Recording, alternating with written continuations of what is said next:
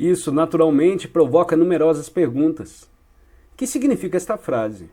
No caminho da evolução, o homem deve tornar-se um ser diferente? O que quer dizer um ser diferente? Quais são essas qualidades e características interiores que podem ser desenvolvidas no homem e como chegar até elas? Por que nem todos os homens podem desenvolver-se e tornar-se seres diferentes? Por que semelhante injustiça? Tentarei responder a essas perguntas, começando pela última. Por que nem todos os homens podem desenvolver-se e tornar-se seres diferentes? A resposta é muito simples. Porque não o desejam. Porque nada sabem a respeito e ainda que se lhes diga, não o compreenderão antes de uma longa preparação. A ideia essencial é que, para tornar-se um ser diferente, o homem deve desejá-lo intensamente e por muito tempo. Um desejo passageiro ou vago, nascido de uma insatisfação no que diz respeito às condições exteriores, não criará um impulso suficiente. A evolução do homem depende de uma compreensão do que pode adquirir e do que deve dar para isso. Se o homem não desejar, ou não o desejar com bastante intensidade, e não fizer os esforços necessários, jamais se desenvolverá. Não há, pois, injustiça alguma nisso. Porque haveria de ter o homem o que não deseja? Se o homem fosse forçado a tornar-se um ser diferente, quando está satisfeito com o que é, aí sim haveria injustiça. Vamos nos perguntar agora o que significa um ser diferente. Se examinarmos todos os dados que podemos reunir sobre essa questão, encontraremos sempre a afirmação de que, ao tornar um ser diferente, o homem adquire numerosas qualidades novas e poderes que antes não possuía.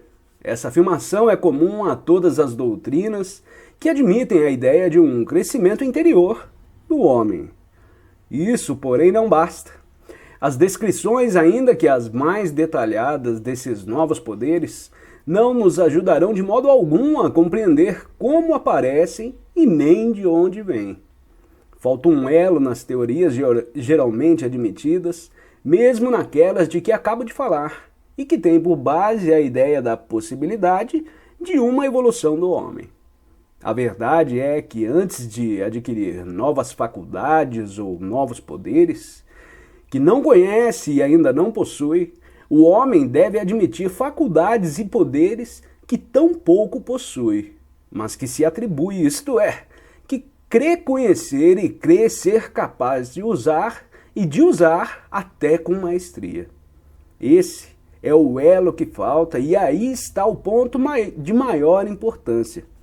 No caminho da evolução definido como um caminho baseado no esforço e na ajuda, o homem deve adquirir qualidades que crê já possuir, mas sobre as quais se ilude.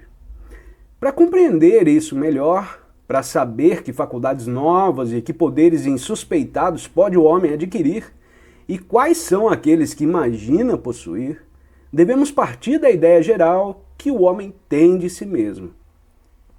E nos encontramos de imediato ante um fato importante. O homem não se conhece. Não conhece nem os próprios limites, nem suas possibilidades. Não conhece sequer até que ponto não se conhece. O homem inventou numerosas máquinas e sabe que às vezes são necessários anos de sérios estudos para poder servir-se de uma máquina complicada ou para controlá-la.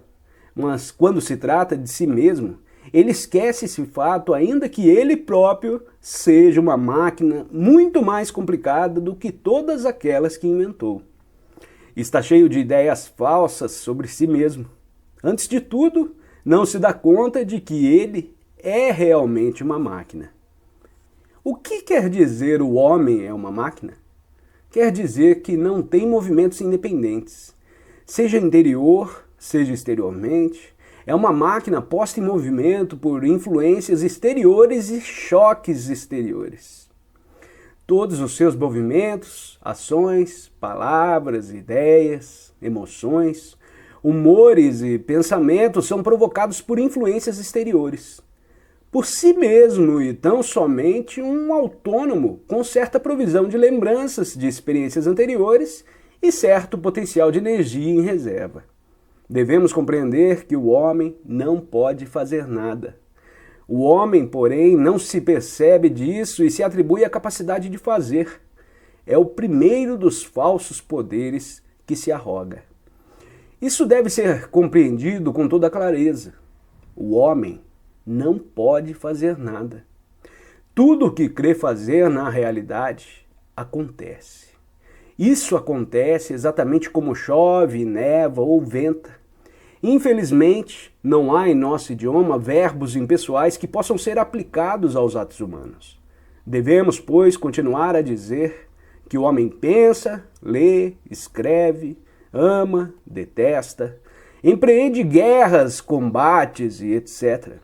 Na realidade, tudo isso simplesmente acontece.